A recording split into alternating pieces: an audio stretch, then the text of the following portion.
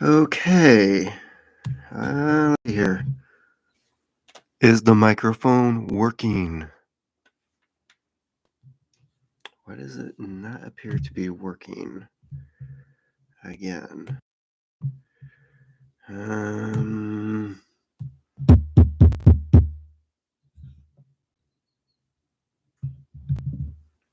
Let's see here. Try a few other things. Is it working now? I have a feeling, because I have really good sound, it's not really showing up on here. I'm thinking that maybe this is using my laptop microphone instead. And somebody jumped in and jumped out. Okay, so as long as I am getting some of the let's see here.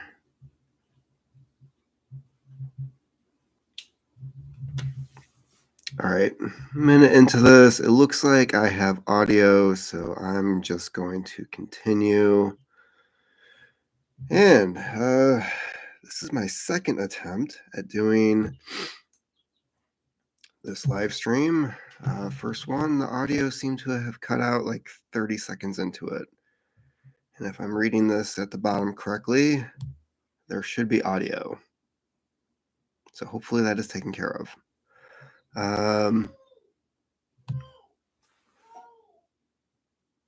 Somebody is not napping, so there may be some background noise. Here to discuss Bourdain, the definitive oral biography. And I'm going to move over a little bit because the light from the chicken brooder is shining over here. So anyways, the book is compiled by Lori Wolliver. She worked with Bourdain, I want to say it was like 15 years. She worked with him on his first cookbook from Leal, and did a lot of the testing of recipes, because the original recipes are for cooking in a restaurant, which means larger batches, really simplified methods with larger amounts of ingredients, not exactly what you're going to use at home in the kitchen. So she was the one that tested out his home version of those recipes, and then they went on to working on a heck of a lot of other projects. She also wrote or co-wrote World Traveler, which came out after Bourdain died, but I believe most of it is compiled from notes that he had taken while on his travels. So again, she put some insight into it, but for the most part, it sounds like most of the material is his. So in this case, it is a biography on Bourdain, taken from several different people, as you can see listed on the back. The most impressive people that I saw any information on was Josh Home from Queens of the Stone Age, David Chang, David Cho, Christopher Bourdain, his brother, had a lot of insight. So a lot of interesting stuff came from him. The chapters seemed to be fairly short. She would kind of like pick a topic or a line that somebody had said, and that would become the subject matter for that whole chapter. I'm gonna check to see if there's anything on here about customization. No. Okay. So thought maybe there's like a setting that I could check for the microphone, but doesn't seem to be one. So Anyways, maybe I've got the. I'm just gonna keep it there. Okay, moving on. Not really that much information on his early life. Um, Mostly mom and dad stuff. What kind of child he was. Things didn't really pick up for him until like high school. That was when he started to become a little self-destructive. Got into the whole drug scene. He was reading Hunter S. Thompson and Rolling Stone. That inspired him to be a writer later on. Um, he also that was around the same time he got into drug addiction. So there's a little bit of information on that. Heroin, crack cocaine, marijuana, you name it. Basically, he was doing it at that time. A lot of that was going on while he was working as a chef. So one thing that kind of disappointed me on the book was there really wasn't anything in there about how he kicked heroin other than I believe it was his brother talking about methadone, and it was just mentioned. That was it. Um, there wasn't anything like about like the struggle, why he decided to get off of it. Um, he always referred to himself later on as an addict, so um, there is that aspect of his life, and then but that really surprised me. I didn't care for um, kind of skipping over that. That was in Miles Davis's autobiography, Miles. He talks about going into the farmhouse on his dad's property. His dad was a doctor. He went back home, told his family to lock him into this house, bring him food, but not to let him back out for I think it was like 2 weeks. So he went cold turkey, and he didn't give himself any other options.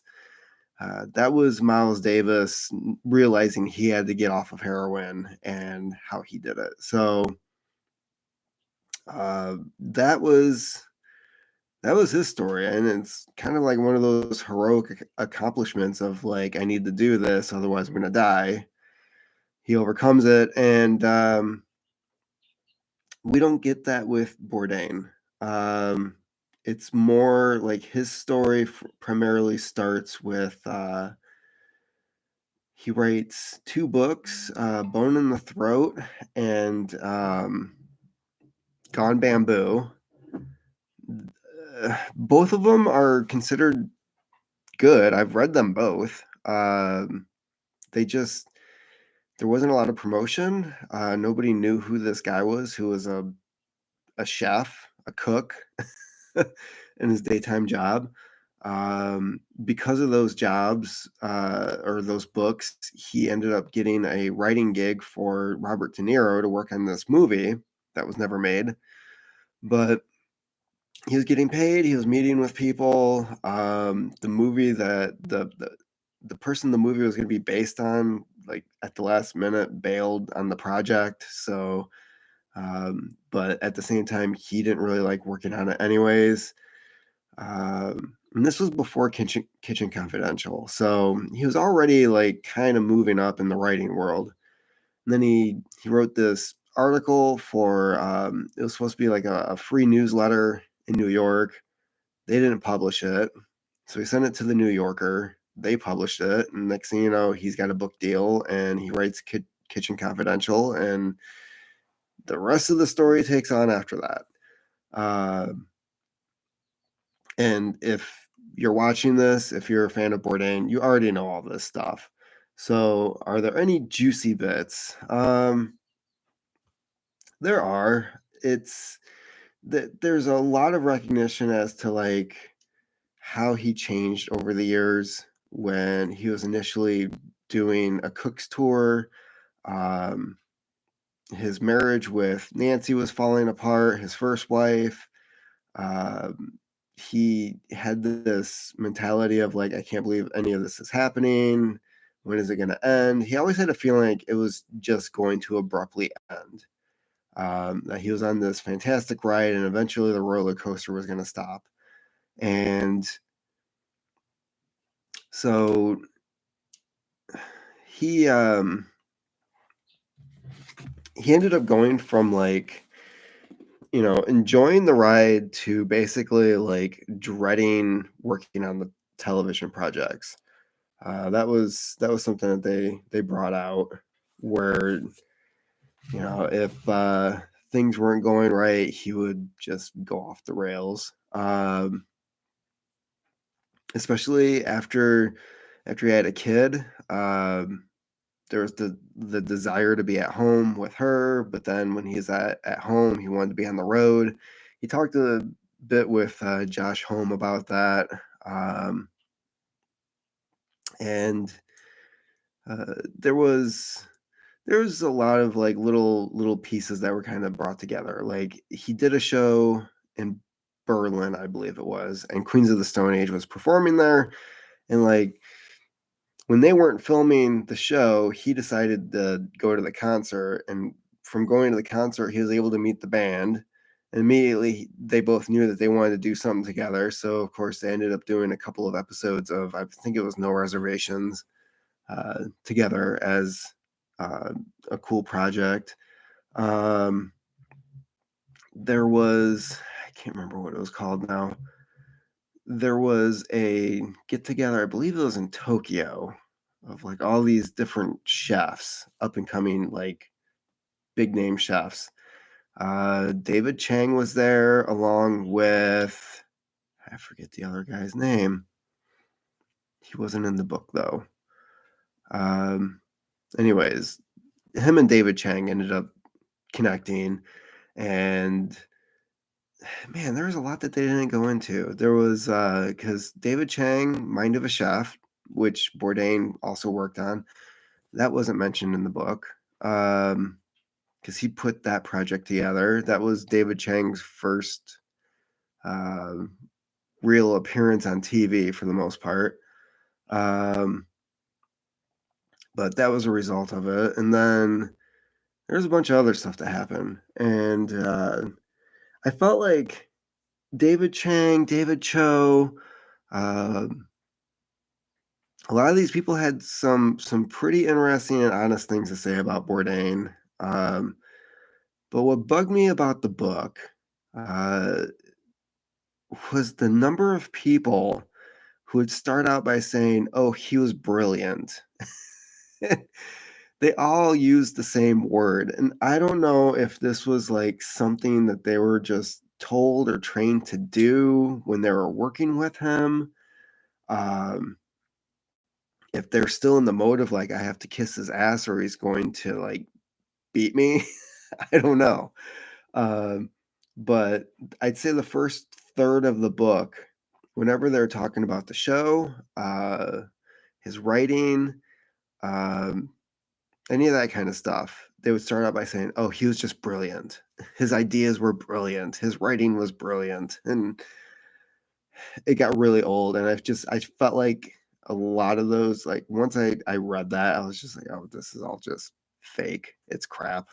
Um, but then there were the honest bits, and you could definitely pick those out. Um, skipping ahead, I'd have to say the last couple chapters were the hardest to read. And those were the ones where it discussed there was his last day. Um, it went from like the last week to the last day of his life, and then it was just like the um, him being discovered, people finding out that he was dead, um, and then the aftermath of all that. Those were hard to read, and what I felt like was left out from the news, from all the reports that were done on his death was that, um, there were things leading up to it. For one, Asia Argento, um, which I can only describe her as just a horrible human being, um, and that's being nice. There's there's so many other things I would rather say about her, um, but it was definitely a very unhealthy relationship. She is a very unhealthy person. Yes, Bourdain was an addict. Yes, he could be a control freak, but the level of control that she quickly developed over him, and the way that she completely abused a relationship, um, in several different ways, uh, is basically, in my opinion, what led to what happened with him. And there was all these red flags. Like for a few chapters towards the end, it was all these people saying like this was a red flag, this was a red flag. Um, he ended up firing a member of the production crew who had worked with him for over 10 years. And it was all because she got pissed off that he wasn't doing something on the set the way that she wanted. So she demanded that he be fired. And Bourdain made the phone call and did it. That was it. And he tried apologizing to people later, saying, I didn't want to, but I had to, you know, I love her, blah, blah, blah. And it's like, okay, that's completely unprofessional, completely mentally unhealthy for uh for another thing. So there were things like that that were happening where people just knew that things were falling apart. There was also a meeting that they had at a bar where he met with zero point zero production, the crew that he had been working with and helped form this company for years. And he basically said, "You guys are keeping me from being happy. I just want to move to Italy and live the rest of my life, and I can't do that while working on this." And a couple of the people, they flat out called him out on his bullshit, and they were just like, "No, if you can leave at any time, and the reason you're doing this, you want us to talk you out of it." And and apparently he sat down and just like started bawling and ended up, I think he signed up for like another 2 or 3 years to do the show. Um, so it was very obvious that even that meeting was pushed on him, probably by her. Um, which, you know, him moving to Italy didn't make any sense either because he wanted to be close to his daughter. So uh it's like there was all these totally unrational things that he was doing, but it it's pretty obvious now after the fact that it probably was not him. A lot of it was not him. Um,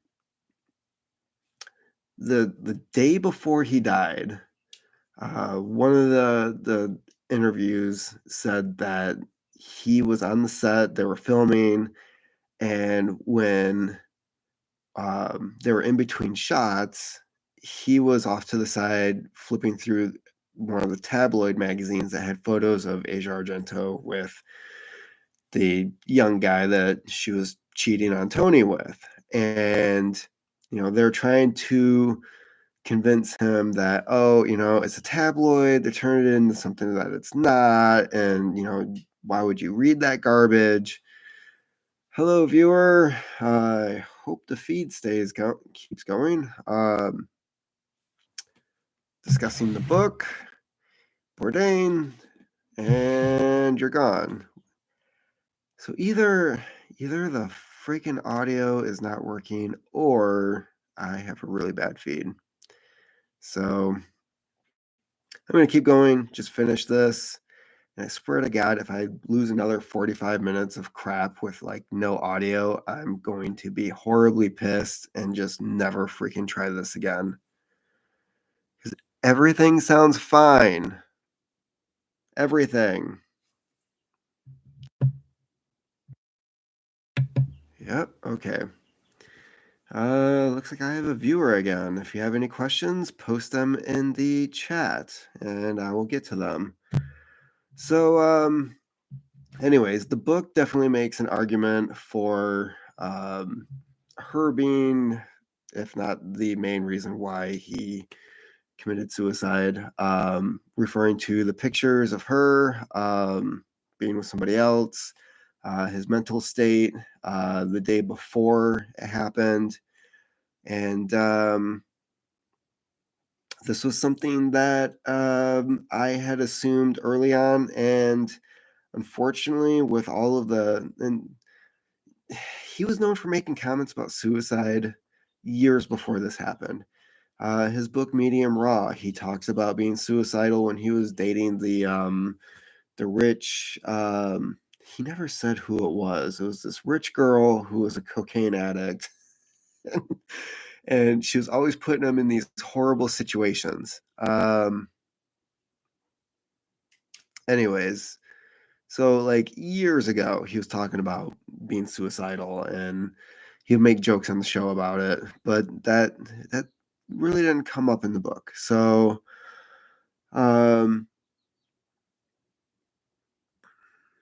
other things. The most interesting story I found in here was a dinner that he had with his brother and his mother. And leading up to it, it turned out his mother was she she's already like a problem in the family. Um, she had split with their dad, refused to get a divorce, so she kicked him out of the house. Um, he was living at his own place. He had a girlfriend. He was, trying to live the rest of his life. I believe he died of a massive heart attack. And because they weren't divorced, she's the one, um, the wife, or what should have been the ex-wife, inherited like everything that he had. Girlfriend got nothing. She was prone to squandering whatever she had and money that she didn't have, going on vacations. At one point, after Bourdain became famous with Kitchen Confidential, she had her apartment remodeled without having the money. And like halfway through the project, because she hadn't been paying the contractor, he bailed on her and she didn't have anywhere to live. So, of course, she goes to Bourdain and says, I'm in this situation. Can you bail me out? He writes her a check, and her apartment gets finished. Basically, he pays off the contractor, and she was becoming notorious for doing this. So he had bailed her out a couple of times, and then she arranges to have this dinner with Christopher and Tony, where she announces to them that her intention for the rest of her life is that Tony would give her a stipend every month for her to live off of, and that he would buy her apartment so that it was secure and she would live there, and they would be responsible for her the rest of her life. And of course, Christopher threw a fit to the point where she left. Tony was upset. Um, and they both already had some resentment towards her after what happened to their dad. So that story really stood out to me. It was like one of those like snippets of information that said a whole lot about like who, not just Tony, but like who everyone was, like who these people were. Um, Especially the ones who are affecting Tony's life. And um, of course, I really connected with that story because I was like, that's some crap that would happen in my family. So, um, that was, um, that was that was the one story that, like, really stood out. Um, Another one that caught me off guard that I did not know about was, Josh Home from Queens of the Stone Age, and this was after Asia Argento started the whole Me Too movement, and Tony was fully on board with it and supporting her. At one point, Josh was at a concert. There's a photographer there, trying to get some pictures. He's up on stage, and he, like, either nudged or kicked the camera out of the way, doing his thing, and she goes on Twitter and starts accusing him of kicking her in the head and abusing women. She hashtag me too, and he remembered the moment and he was like, I never kicked her in the head.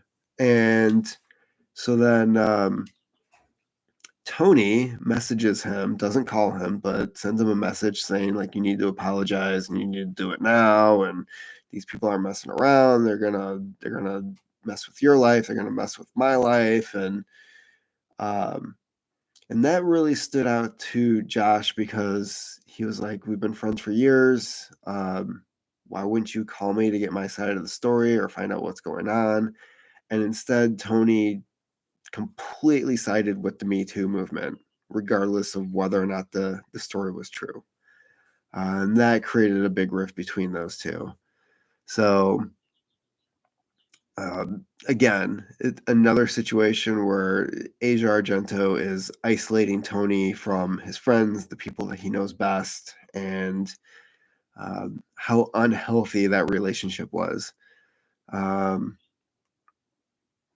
They also never got into, they talked a little bit about him and Octavia splitting, um, but considering the people who were interviewed, they never got into the allegation that she was sleeping with her, jujitsu trainer, which is, the story that I always heard going around was that, he's overseas for 200 plus days a year, um, she's home with the kid, goes to train with these guys. They're rolling around, sweating on each other. Eventually, they're going to start doing that without having any clothes on. So um, that never came up. It was more of just like they drifted apart. Was kind of that was how they explained that. Um, I don't think I have anything else that I was going to talk about. Um,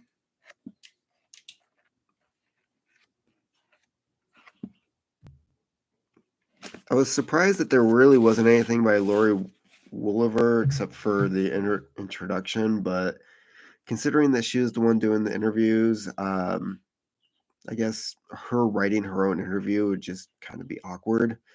Um, and she was the one that compiled it. So I guess like her organizing the story to be told in a certain way, I guess is you could say that that was her way of portraying Bourdain how she wanted to through other people's words. Um, Plus, if you really wanted to know like her side of things, there's tons of interviews right now out there where she's pushing the book and people are asking her questions. But a lot of it is just it's like really formulaic.